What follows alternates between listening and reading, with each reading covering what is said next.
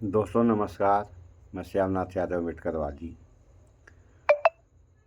अभी दुनिया में ग्रोथ तहलका मचाया हुआ है और अभी आप लोगों को एक वीडियो हम दिखा रहे हैं आगे। इसमें लिखा हुआ है, ग्रोक एआई ने सिद्ध किया बुद्ध ही सत्य है, रामायण को बताया फर्जी। अगर रामायण को फर्जी बताया तो फिर राम भी फर्जी हो गए। और इस देश में आप लोग जानते ही हैं, राम को भगवान मानकर पूजा भी लोग करते हैं। सो पहले थोड़ा सा इस वीडियो को देख लें, फिर आगे बात हो। वीडियो को भी लाइक कर दो और वीडियो अपने दोस्तों के साथ शेयर कर दो। और हाँ, अगर आप इस वीडियो को अंत तक नहीं देख सकते तो अभी वीडियो को छोड़ दें। तो चलिए वीडियो शुरू करते हैं। दोस्तों, ग्रोक एआई ने जवाब दिया कि भगवान गौतम बुद्ध के ऐतिहासिक प्रमाण मिलते हैं, जबकि भगवान राम की कहानी पौराणिक ग्रंथों पर आधारित है।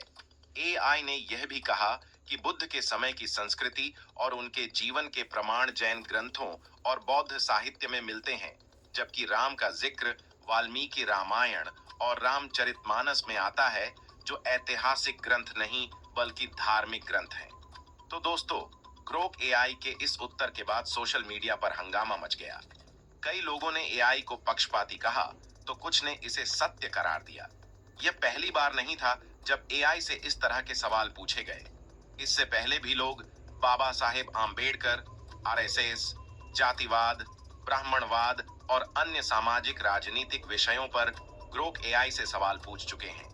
हर बार एआई तथ्यों और ऐतिहासिक प्रमाणों के आधार पर उत्तर देता है, न कि भावनाओं और धार्मिक आस्थाओं के आधार पर। लेकिन इस बार यह सवाल दो ऐसे व्यक्तित्वों से जुड़ा था जिनका भारतीय समाज पर गहरा प्रभाव है, और एक ओर भगवान गौतम बुद्ध, जिनकी शिक्षाएं तर्क और अनुभव पर आधारित हैं, और दूसरी ओर भगवान राम, जिनकी कथा धार्मिक ग्रंथों में सुनाई जाती है। अगर हम इतिहास की दृष्टि से देखें तो गौतम बुद्ध एक ऐतिहासिक व्यक्ति थे। उनके जीवन के कई प्रमाण उपलब्ध हैं। सबसे पहला प्रमाण बौद्ध ग्रंथों में मिलता है, जिसमें त्रिपिटक, विनय पिटक, सुत्त पिटक, अभिधम्म पिटक में बुद्ध के जीवन और उनके उपदेशों का विस्तार से वर्णन किया गया है। दूसरा प्रमाण सम्राट अशोक के शिलालेखों में मिलता है, जहां बुद्ध और बौद्ध धर्म के प्रचार प्रसार का स्पष्ट उल्लेख किया गया है। इसके अलावा चीनी यात्री फाहियान और ह्वेन सांग ने भी अपने यात्रा वृत्तांतों में बुद्ध से संबंधित स्थलों का विवरण दिया है। पुरातात्विक दृष्टि से भी बुद्ध के समय के प्रमाण मौजूद हैं। लुम्बिनी, बोध गया, सारनाथ और कुशीनगर में खुदाई के दौरान बुद्ध के समय की सभ्यता के अवशेष मिले हैं। और दोस्तों, दूसरी ओर भगवान राम की कहानी मुख्य रूप से वाल्मीकि रामायण और रामचरितमानस में मिलती है।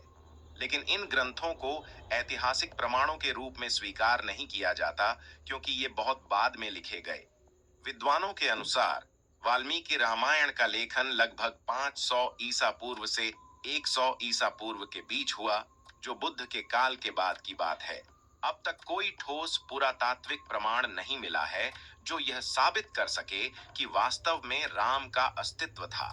हालांकि कई लोगों का दावा है कि राम सेतु एक ऐतिहासिक संरचना है, लेकिन वैज्ञानिकों के अनुसार यह एक प्राकृतिक संरचना हो सकती है, और इसका प्रमाण यह नहीं है कि वह राम के काल में बनाई गई थी। इतिहास और मिथक में सबसे बड़ा अंतर प्रमाण का होता है। इतिहास उन घटनाओं और व्यक्तित्वों को स्वीकार करता है जिनके भौतिक साक्ष्य होते हैं, जबकि मिथक उन कथाओं पर आधारित होते हैं जो लोक मान्यताओं और धार्मिक विश्वासों से जुड़ी होती हैं। गौतम बुद्ध के अस्तित्व को प्रमाणों के साथ सिद्ध किया जा सकता है, लेकिन भगवान राम का अस्तित्व मुख्य रूप से धार्मिक आस्था पर आधारित है। भारत में हजारों मंदिर राम के नाम पर बने हैं, लेकिन मंदिरों की उपस्थिति किसी ऐतिहासिक व्यक्ति की सच्चाई साबित नहीं करती। जब एआई ने यह उत्तर दिया कि भगवान बुद्ध ऐतिहासिक रूप से प्रमाणित हैं और भगवान राम को मिथकीय माना जाता है, तो कुछ लोगों को यह सहन नहीं हुआ। भारत में धर्म और आस्था बहुत गहरे जुड़े हुए हैं। जब कोई एआई या वैज्ञानिक तर्क किसी धार्मिक कथा को ऐतिहासिक साक्ष्यों के आधार पर परखता है, तो वह आस्थावानों के लिए असहज हो सकता है। यही कारण है कि ग्रोक एआई के इस उत्तर को लेकर विवाद हुआ। अब सवाल उठता है एल, क्या एआई निष्पक्ष होता है? एआई किसी भी प्रश्न का उत्तर डेटा और तथ्यों के आधार पर देता है। अगर डेटा में कोई पक्षपात है तो एआई भी वही प्रतिबिंबित करेगा। लेकिन अगर निष्पक्ष स्रोतों से डेटा लिया जाए तो एआई का उत्तर भी निष्पक्ष होगा। ग्रोक एआई ने जो उत्तर दिया वह ऐतिहासिक और वैज्ञानिक तथ्यों के आधार पर था। इसका अर्थ यह नहीं कि यह किसी विशेष विचारधारा का समर्थन करता है, बल्कि यह एक तार्किक निष्कर्ष था। भारत में जाति व्यवस्था और ब्राह्मणवाद पर लंबे समय से बहस चल रही है। बुद्ध का संदेश समानता और मानवता पर आधारित था। उन्होंने जाति प्रथा को अस्वीकार किया और ब्राह्मणवाद की आलोचना की। यही कारण है कि ऐतिहासिक रूप से बुद्ध को प्रमाणित करना जातिवादी मानसिकता के लिए चुनौती बन सकता है। बुद्ध के विचार कर्म और तर्क पर आधारित थे, जबकि राम का चरित्र राजधर्म और मर्यादा पर केंद्रित था। लेकिन ऐतिहासिक दृष्टि से गौतम बुद्ध के अस्तित्व के प्रमाण स्पष्ट हैं, जबकि राम का अस्तित्व ऐतिहासिक रूप से सिद्ध नहीं हुआ है। आज तकनीक का युग है। हमें अपनी मान्यताओं को वैज्ञानिक और तार्किक दृष्टिकोण से देखने की जरूरत है। एआई हमें उन तथ्यों से अवगत कराता है जो हमारी शिक्षा और संस्कृति में छिपा दिए गए हैं। इसलिए हमें सत्य को स्वीकारने की हिम्मत रखनी चाहिए। अगर विज्ञान और इतिहास के आधार पर देखें तो सच्चाई कभी नहीं छुपती। गौतम बुद्ध एक ऐतिहासिक व्यक्तित्व हैं, जबकि भगवान राम का अस्तित्व ऐतिहासिक रूप से प्रमाणित नहीं हुआ है। एआई ने जो उत्तर दिया वह किसी विशेष समूह को नीचा दिखाने के लिए नहीं था, बल्कि यह ऐतिहासिक सत्य था। इस पूरे प्रसंग से एक बात साफ हो जाती है, सत्य हमेशा प्रमाणों पर आधारित होता है, न कि आस्था पर।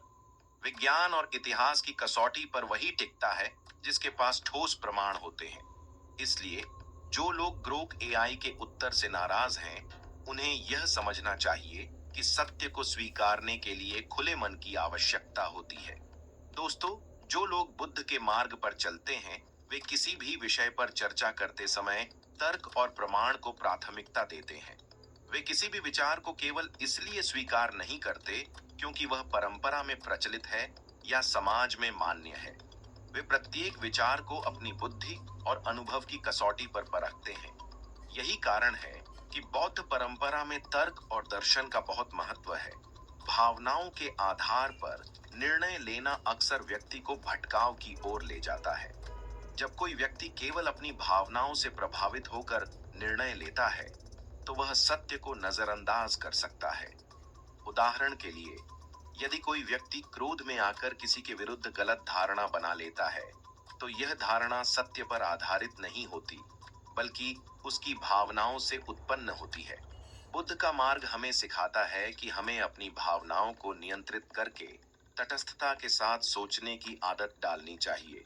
तो दोस्तों, सच्चाई कभी छुपती नहीं है, इसलिए गौतम बुद्ध ही सत्य हैं। तो दोस्तों, आपके इस विषय पर क्या? सुन लिया आप लोगों ने, तो सत्य का सामना करना चाहिए सारे लोगों को।